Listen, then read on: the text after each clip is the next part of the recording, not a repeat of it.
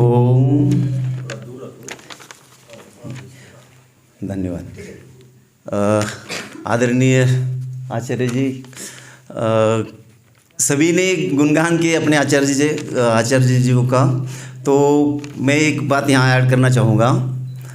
जो अपने कृष्णदेव जी आचार्य जी, इनका सामने का रोल थोड़ा सा कम था, लेकिन मैं एडमिनिस्ट्रेशन में बहुत 16-17 साल काम किया हूँ, तो मुझे पता है एडमिनिस्ट्रेशन पीछे पर्दे के पीछे क्या होता है। तो आपको शायद कुछ लोगों को जानकारी ज़रूर होगी, कुछ को नहीं हुई, तो उनके लिए बता रहा हूँ। पीछे का काम भी बहुत मुश्किल होता है। अभी आप मैं कोई एग्जांपल बताऊंगा हमारे बारे में। हम लोग 8 लोग हैं, शिरूर से आए हैं। हमारा आने का ट्रेन का, फिर वहाँ से हमें जानकारी नहीं थी, खांडवा से यहाँ और यहाँ से आश्रम तक आने का पूरा डिटेल इन्होंने हमें गाइड किया, नक्शा भेजा, जानकारी भेजी, और क्या चीज़ कहाँ मिलेगी, बस कहाँ मिलेगी, ऑटो कहाँ मिलेगी और कहाँ उतरना है, उसका फ़ोटो बाकायदा, ये सब चीज़ें भेजी। इतना आसान काम नहीं होता है।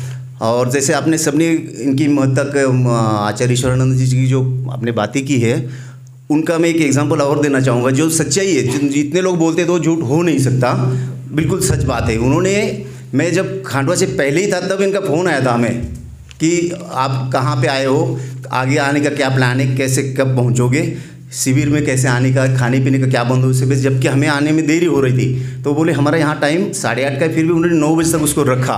तो ये एक अंदर की महत्ता दिखा दी आदमी की। और ऐसे आचार्य जी, मैं फर्स्ट टाइम ऐसे कैंप में आया हूँ, आर्य समाज से भी नहीं जुड़ा हूँ मैं कहीं, लेकिन अभी यहाँ आचार्य जी जैसे गुरुजन से जो सुनने को मिला है, उससे मुझे ज़रूर प्रेरणा मिली कि मैं ऐसे आगे आने वाले कैंप में ज़रूर आऊँ। और ये जो पहले जो दिमाग में जो गलतफहमियाँ थी मेरे, सच बताऊँ मैं ईश्वर को बहुत कम मानता था, लेकिन यहाँ आने से ऐसे लगा कि ईश्वर के अलावा और कुछ है ही नहीं दुनिया में। मैंने मेरे डाउट भी इनके साथ पूछे थे, शेयर किए थे कि ईश्वर क्या है यार। हालांकि मैं जैसे बोलते हैं ना, जनरली जो अविद्या वाले लोग जो होते हैं, सर के भाषा में अगर बोला जाए, जिन्हें अविद्या होती है, वो लोग ये सवाल करते हैं, जिसमें मैं भी शामिल था, कि ईश्वर कहाँ है, दिखाओ, उसका प्रूफ दिखाओ। प्रूफ नहीं दिखाया जा सकता। तो एक वो सत्ता है, वो निर्विकार, जैसे उन्हें आकार नहीं है, उनके वो सर्वज्ञ है, सर्वशक्तिमान है, इस तरह के जो उनके गुण हैं, इन्हीं के आधार पे हम कह सकते हैं वो ईश्वर है। जो ये इसके बारे में हमें जान नहीं था, इसीलिए हम उन मानते नहीं थे। लेकिन आचार्य जी ने हमारा पूरा ब्रेन वॉश कर दिया, जिसको हमें अभी 100% हम मानते हैं। आप कुछ लोग यहाँ पे 99 वाले भी होंगे, तो मैं उसमें 2% और ऐड करूँगा, वो 101% है, ईश्वर है। रही बात वेदों की, मुझे उसके बारे में बहुत डाउट था, क्योंकि सब कुछ प्रूफ नहीं मिलता था। बाकी सब चीज़ें छोटी छोटी मिल जाती है, लेकिन जो वेद का बुक कहीं मैंने तो नहीं देखा है, सिर्फ नाम सुने थे मैंने, 4 वेद होते। तो इनकी बुक्स कहाँ मिलेगी, कैसे पढ़े, तभी तो मुझे जानकारी मिली उसके बारे में। इसका लेखक कौन है, किसने लिखा है, कब लिखा है, इसके बारे में मुझे बहुत जिज्ञासा थी। तो सर से मैंने बात की, तो इन्होंने जो क्लैरिफिकेशन दिया वो मुझे क्लियर हुआ, मतलब मन में समझ में आया कि हाँ ये ऐसे हो सकता है, विश्वास करने लगा हूँ मैं उस पर। साथ में इनकी जो बताने की शैली है, सभी ने ज़रूर बात की इसके, लेकिन मैं भी अपना हिस्सा पीछे नहीं रखूँगा। इन्होंने सच में कहूँ, मैं कई लोगों से जैसे प्रवचन सुने हैं, कीर्तन सुने, हमारे महाराष्ट्र में कीर्तन वगैरह होते हैं, बहुत सुने हैं, लेकिन इनकी भगवान की कृपा है इनके ऊपर, जो इस अच्छी मीठी आवाज़ दी हुई है। सिर्फ आवाज़ के से काम नहीं चलता, आवाज़ के साथ साथ इनको मन भी बहुत बड़ा दिया भगवान ने, ईश्वर ने इनको बहुत बड़ा बनाया है। मैं ये चाहता हूँ कि आचार्य जी मुझे माफ़ कीजिए, मैं एक गलत बात बोल रहा हूँ। हम लोग सब कोशिश करें हमें मोक्ष मिल जाए, है ना, ईश्वर में ईश्वर की प्राप्ति हो, हम सुखी रहे, यही है ना। मैं ईश्वर से प्रार्थना करूँगा कि इनके अंदर इतनी कैपेसिटी को एक जन्म में ये मोक्ष को जा सकते हैं, ऐसे मुझे लगता है। मैं एक शिविरार्थी हूँ, पहली बार आया हूँ, तो इस लेवल पे मुझे लगता है कि एक जन्म में ये जा सकती है, इतनी काबिलियत इनमें मुझे नज़र आ रही है।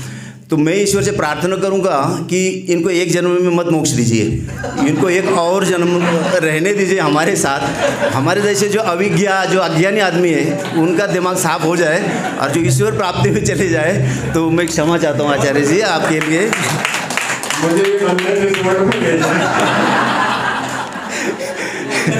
कुछ देर लोगों के भले के लिए आप इतना सहन कीजिए सर, आचार्य जी। अरे दूसरी जो गलत फहमी जो और थी मेरी मूर्ति के लिए, जैसे हम मंदिर वगैरह में दूर दूर तक जाते थे, हम अमरनाथ वगैरह जाके आए हम लोग। सॉरी मैं अपना परिचय देना भूल गया, बीच में दे रहा हूँ। मैं संपत ढोले, आर्मी रिटायर हूँ मैं, और महाराष्ट्र पूना शिरूर से हूँ। मेरे साथ 8 लोग आए हुए।